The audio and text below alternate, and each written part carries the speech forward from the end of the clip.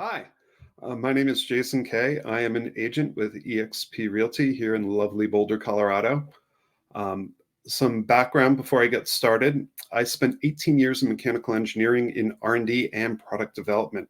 My first job out of school was Bell Labs, where I earned most of my 35 patents and my master's from engineering at Columbia while working full-time. Fast forward 18 years, my wife had more prospects and clients than she could handle. So she recruited me from my technical sales engineering job, project management job that was an hour and a half from home. Oh, and they were missing payroll at the time too. So for those of you thinking I have a gift, this comes naturally, notice that background doesn't mention real estate at all, other than buying my first home when I was 23. This doesn't come naturally to me. This is learned. The point is, if I can learn it, so can you. My first sale took me 9 months. I showed that client 127 homes, and I made less than minimum wage on that sale, which is still cheaper than getting my undergrad degree. But the net takeaway from that experience was something had to change, and fast. Because while it was a great commission check, it wasn't enough to pay 9 months worth of bills. And here's the key point. It was painful. The client didn't respect me or think I knew what I was doing. So they fought me literally every step of the way. Can any of you relate to that experience with a client ever? I mean, the point is you don't need to work with everyone. The goal is to build a pipeline big enough where you pass on those problem clients like my first one. This isn't that class though. So a huge part for me moving past my first client experience was creating my value proposition. A big part of it was learning how to communicate, because remember that piece about being an engineer? They're not known for getting their ideas across very clearly other than on a piece of paper. So some of it was creating a system for buyers. Some of it was, hey, what's my wife doing with listings? Can I copy that? So, does this sound like what some of you actually do with your listing leads? I seriously hope so, because as I said, I R&D'd my wife's listing packet and made it specifically for buyers. And by the way, R&D meant rip off and duplicate more times when I was an engineer than not. It's definitely true with all my patents. Anyway, let's address that pink elephant in the room first. I was advised by a Colorado real estate attorney of the following, so this is not my opinion, and is biased a little bit towards Colorado. Key point, check with attorneys in your state. A lot of the real estate attorneys are doing webinars. Go listen to one so you know what you're dealing with. And when you are dealing with the law, be very, very specific and careful about what you say and how you say it. Now back to our regularly scheduled show. So, NAR settlement. As you know, most of you have been following, over 1 million realtors have been released. All state associations, all associations owned by MLS. And just to give you an idea, the two that I belong to in Colorado are clear. The one I used to belong to in Colorado, in New Jersey, is not. So you might want to check. All brokerages under $2 billion in transactions and that are NAR member owned. This doesn't unfortunately include large brokerages like eXp or franchise holders or Home Services of America. Now, what's the nub of this? Compensation. After mid-July, sellers still can offer a buyer agent compensation. They just can't advertise it in MLS. However, seller concessions can be advertised in MLS. They can also be used to pay a buyer agent. Wonder where this is going to go. Anyway, buyer agents can charge a fixed fee, an hourly rate, or a percentage of the sales price. What's probably going to happen here is the Wild West with a ton of experimentation. What ultimately is going to happen is you're probably going to have two groups of people. Those who communicate their value proposition clearly, think like a top-level attorney or a specialist doctor, and those more with the Walmart proposition. Low fees, low service. Who are you going to be? Either is fine, but what do you want your business to look like? Now, buyers can put in additional provisions in Colorado in the contract that the seller is obligated to pay the buyer at closing. This is likely going to be a point of negotiation, just like all of the other terms in the contract, so get ready for it. NAR is going to be paying out $418 million over 4 years. They're not planning on increasing dues in 2024. I've even heard 2025. Don't know if that's true. MLSs will be allowed to charge a per subscriber fee to fund the settlement. And I know from past experiences that usually gets passed on to the agent. So as these fees get increased to us, it's going to go right back to the consumer, which is exactly what they were trying to avoid. So what impacts are we looking at? There's a couple of big ones here. The first one obviously is the one most agents have heard about, that you're going to have a buyer agency agreement signed before you're legally allowed to show a house. There's a massive caveat. Except for states whose laws specifically prohibit that practice, of which Colorado happens to be one. So what does this mean for open houses? Check with your broker, check with an attorney, find out that way. CMAs and appraisals are going to have a huge issue, because if sellers stop offering buyer compensation, that compensation they used to offer is going to increase the price on the homes. So these professionals are going to need access to that data to lower the price accordingly in order to have a fair analysis. MLSs may put that data back into their system after it closes, because it's not advertising what we could get. This is what was paid out. This is fact. Here's another key point. If you don't get the buyer agency agreement, or here in Colorado, exclusive right to buy contract signed before you get under contract, you might not get paid. Most importantly, the way E&O works, I've been told by an attorney, is if you're not being paid a commission, you're not covered by your E&O. So not only do you not get paid, but you're going to have to pay out what your E&O would cover if you ever get sued. Not a good combination. Last point, the seller might not offer compensations, but the buyers can put that compensation into the contract in additional provisions. In other words, if the buyer is paying, that can go in as well. So enough of the boring stuff. Let's get on to how you get the buyer agency signed. So I know that there are agents out there besides myself, because I ask this when I teach my class. Has anyone taken the buyer out once and then written up a contract? About 10% of the agents do. Why do you think this happens? I'll give you a hint. It has everything to do with your value proposition. Did you do a really good job explaining to your clients and having them understand what you do? Or do you get lucky like a blind squirrel finding a nut? So part of this, for me at least, was knowing my numbers. How many homes do you show on appointment? How many times do you take a client out before writing an offer? How much time do you invest on a client before you even take them out, or in total? The whole point of this is, what's your hourly rate? If we're talking about becoming a professional, like those top paid specialists and attorneys and doctors, you need to know what you're worth. And more importantly, are you getting better with what you're doing? How can you improve? So if you don't measure it, you don't know. Where's this all going? Easy. Would you rather spend 1 or 2 hours before taking a client out on a meeting, making it one time, and then write up an offer that gets accepted after seeing only 2 to 5 homes? How many of you right now are getting a buyer agency agreement signed before you take a client out? Here's a better question. How many of you are going to after mid-July? So other than getting paid, do you know why this is so crucial? Give you a hint. It has everything to do with your value proposition and how the clients interact with you on the back end. That's the secret sauce. So here you go. Take out a pen, write this down. This is important. You need to have your clients and prospects know what your value proposition is. Why would they want to hire you? What do you bring to the table? Other than, hey, if you want to see this house, you have to sign this piece of paper. It's law.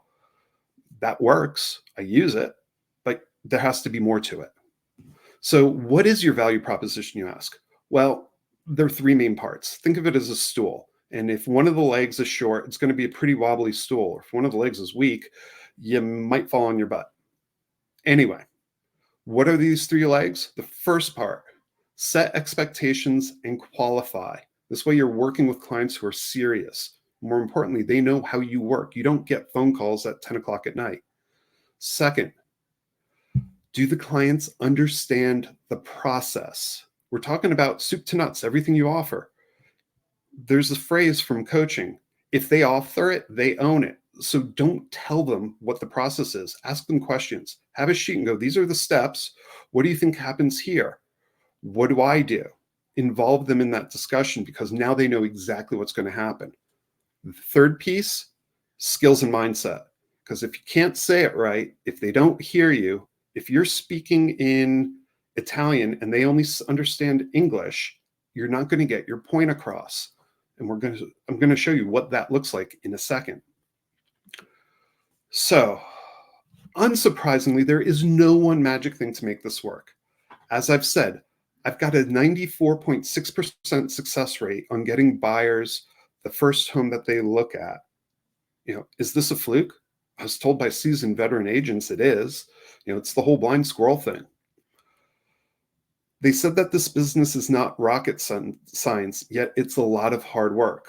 Well, I've done rocket science, and I'd argue that this is more difficult. It is hard work, but it's very easy to become really, really good at it and to make it less hard. Over the last 6 years, I've been taking clients out once before they've made an accepted offer, and I've only missed twice in that time frame. One of my clients, I got cocky, short-circuited my usual process since he was a friend. I took him out 3 times.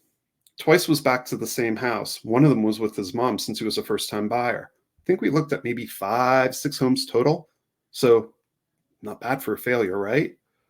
So how many times did I take my clients out during this post-COVID insanity? How many offers did I write? Easy. Once and one. Well, okay, one client was twice because they really, really loved the hope and they were hoping against hope they could get it. Absolutely maxed out their budget and they were still way under the sales price. So there's no way she was going to get that one. But she learned from that process. She's like, I know I'm not going to get it, but I will kick myself if I don't even try. Okay, fine. So she knew going in what was expected and what it would take to win. Anyway, how did I do this? Well, it's easy. As I've said before, and have gotten this across 1 or 2 more times, they knew what they wanted to look at. This wasn't, oh, maybe it was right. This was, I want to live in this home forever. This is it. I'll show you how I do that in a little bit, either later in this series or in the next episode. And I'll show you exactly the script I use and how to implement it. I said this before. This is important. Write this down. The most important thing, they took part in the strategy. They helped create how they're going to get their home with me. They took time interpreting the market with me. And more importantly, what that means for them and what they have to do in order to hit their goals. So how did I do this? Part of it's, instead of saying things, making that statement a question. Part of it was figuring out what it would take to get my clients their offers accepted. I mean, that's changed 3 times since that insanity.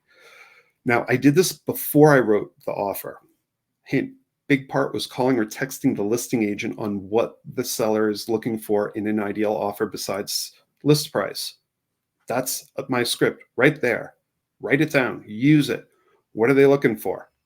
Because many times you can offer less money if they're looking for a quick close, all cash. Hey, we could do it in 10 days. Great. That's important. Part of this was talking to other agents outside of the area, outside of the deals, on what was working for them. This included going for drinks, coffee, really hard stuff, going on Facebook, like lab coat agents, what's working for people. So that was super, super critical. That got me a huge success rate and a leg up for everyone else because I saw what was working, I implemented, and it worked for me. So why am I not telling you what I did? Don't need to do it anymore in my market. And honestly, I don't know what your market is right now and what it'll take. So you need to ask around.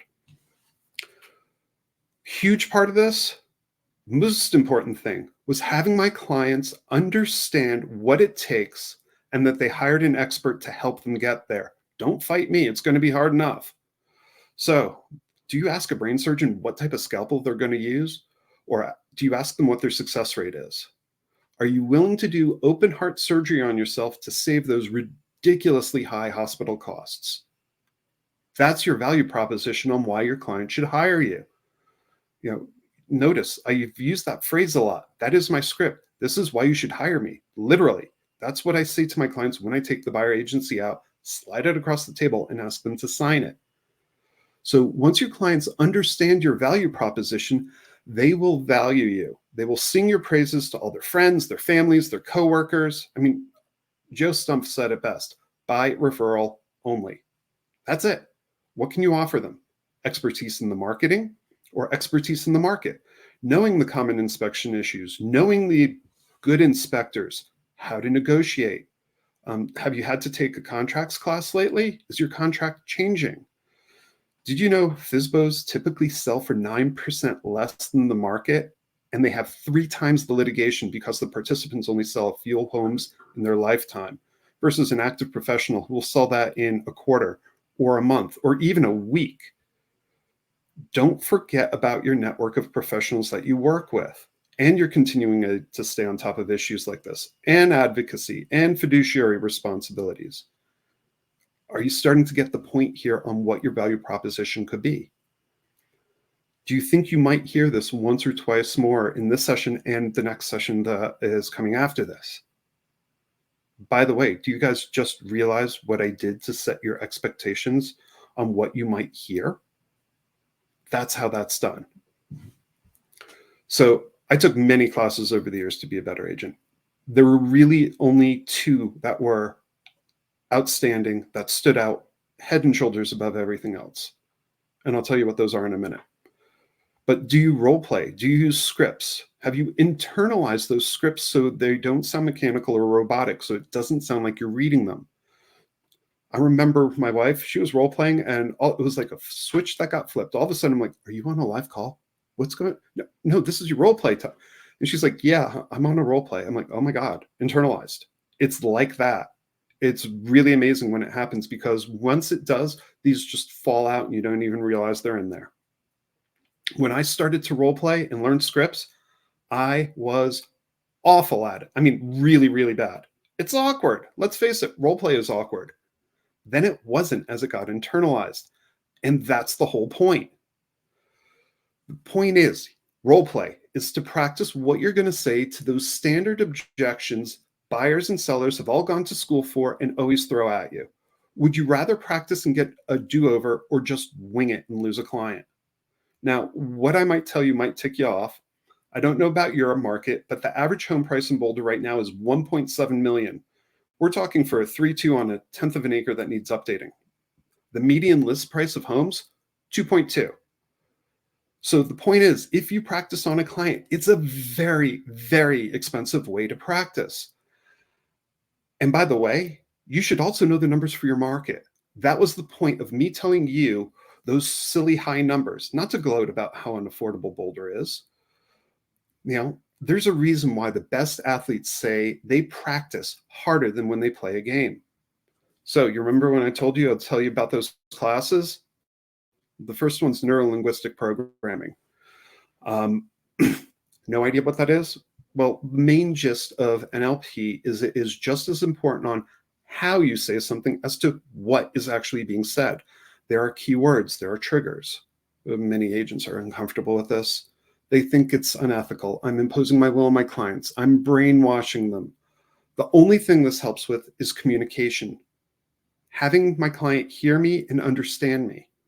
The only thing it brings to me is clarity for my clients, so they can make a decision, and quickly, because it's obvious to them and clear what their path forward is.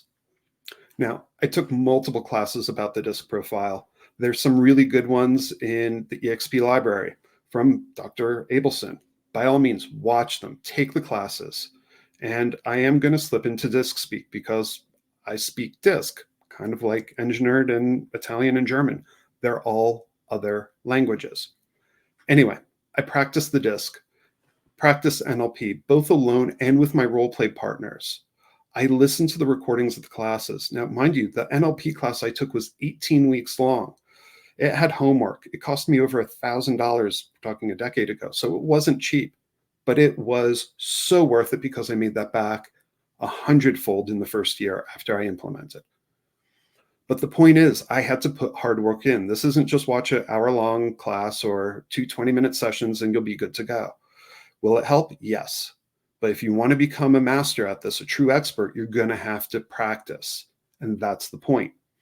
So I did role plays I had 8 partners over a week. One partner had twice a week. The hardest thing we did, sign calls and Zillow calls.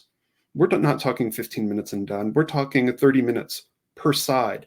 So I was putting in an hour 2 or 3 times a week with this one person. Now, we practice scripts. We practice different disc profiles. We practice different objection handlers. Does this sound like, oh, I'll just give it a try? Or does this sound more like how a pro athlete would practice? Part of that mindset was affirmations. Seriously, engineer affirmations. But the point is, the more you look at something, the more you say something, the more your subconscious will look for ways to make it happen. There was a Stanford study that showed that the brain could handle something like, I think it was 40 bits per second of data in your conscious mind, but your subconscious mind could handle something like 20 million bits. So you want to talk to your subconscious. That's the whole point of the affirmations. So basically it sits there and has a huge flag. Hey, I'm over here. Look at me. Opportunity you've been looking for. This way you can see it and don't miss it. So do you use affirmations regularly? Take out a pen, write this down. I'm giving you my top one that I love, that I use every day, posted right there on my mirror as I'm brushing my teeth. Read it every morning and evening. I am a magnet for many easy and lucrative deals. That's it. There you go. Whole point, I wrote it as if it already happened. So my mind is making it happen, looking for ways to have that happen. So you better believe finding a perfect home was on that every time we've moved. So you've got the idea here. That's part of that mindset piece. All right. Do you guys do a buyer consult the first time you meet a client? Do you actually interview the client and qualify them before you do that? I have a buyer intake form. I nicknamed it the BIF. It came from another company, heavily modified. They called it the LP Mama. But the whole point here is I usually have a call with the client. I ask a lot of questions. I put it into the CRM. Now, what's the point of this? Well, I'm trying to learn what their disc profile is on this call. I'm also trying to understand what are they looking for. More importantly, as a client is going through, I'm looking for what their hidden motivations are. I had a client told me exactly what he wanted. And when he saw it, he's like, yeah, it's perfect. I can't buy it. Because he had a brother who was in a wheelchair and couldn't get to the room. The point is, he didn't even think about that as being an important thing. Did I find him a house? Absolutely. Was it what he was looking for the first time? No, because he changed his mind and what was important. Process can be iterative. But using the disc, using NLP would have helped tease that out with that client before we looked at a whole bunch of homes first. So what's the disc? Why do you use it? Well, the whole point here is you are going to talk to an engineer differently than you talk to a CEO. They speak different languages. That's why attorneys and engineers hate each other so much, unless they're a patent attorney and then they're both. But you get the point. So have you heard a client say they really care about the feel of the neighborhood, how good the schools are, what the neighborhood is like, what the neighbors are like? Or do you hear someone saying, I really want to see great light coming in from the home. I want to have a wonderful view. These are different ways people communicate. These are different ways they learn. Key in on that. So I'm going to really gloss over the disc quickly here. Dr. Abelson has a great class on it. I think it's an hour or an hour and a half. Go watch it. We'll drop the link in. So I'm talking about this BIF, this buyer intake form. It is a questionnaire. It goes beyond price, beds, bath, things like that. What are nice to have? I ask, what are the 3 top features that you must have in your home or you're not going to buy it? And I ask it again. If their spouse is involved, I ask them each to fill out what their top 3 are, then combine the list. Then I'll ask them who had which pieces. It seems like idle curiosity, but if, let's say, the high-powered CEO has nothing on the list and the wife has all 3, I know I need to concentrate more on the wife because she's the one that's making the decision, even though the other guy is all blustery. That's happened in real life to me. Real life example. Here's 2 scripts, super, super important to dig in. And a great example is, hey, what are you going to do with that 3rd bedroom? Is it going to be an office, a guest room? Are you planning a family? Or will a non-bedroom suffice, like a loft or an actual office? The script, tell me more about that. Or what will that do for you? Use them interchangeably. That's how you dig deep. I hear you asking, but how will this work in real life? Well, if you don't do a good job here, and many agents don't, some don't even learn from their mistakes, you're going to show 127 homes over 9 months. If you do it right, you take the client out once. Now, during the buyer consult, or even during the qualification phone interview using the BIF, I tell them that I will likely ask the same questions over and over again, not because I forgot the answer, but because the process can be iterative. And yes, I just said that before. This is likely the largest purchase of their lives and a very, very big deal. The next largest purchase is going to be the next home they probably buy. Get a point here. So ask when you're doing that buyer intake to set a buyer consult at the end of it. It doesn't always work, but do you know what I've just done here? How I've made the client feel like they've been heard, understood, that I've got their best interests at heart. More importantly, does anyone know what this does for the client? I said it before, it helps them discover their motivating factors. Really, really important. So I'm going to wrap it up here. The next thing that I'm going to be talking about is how you give information during the buyer consult. It's not to give them information, but to set buyers' expectations through it, and by asking questions, right? And by the way, that's how you convert a statement into a question, or by telling stories. So congratulations. You've just got the full ingredients list. Next up is the recipe on how you pull all these pieces together and make a wonderful buyer experience.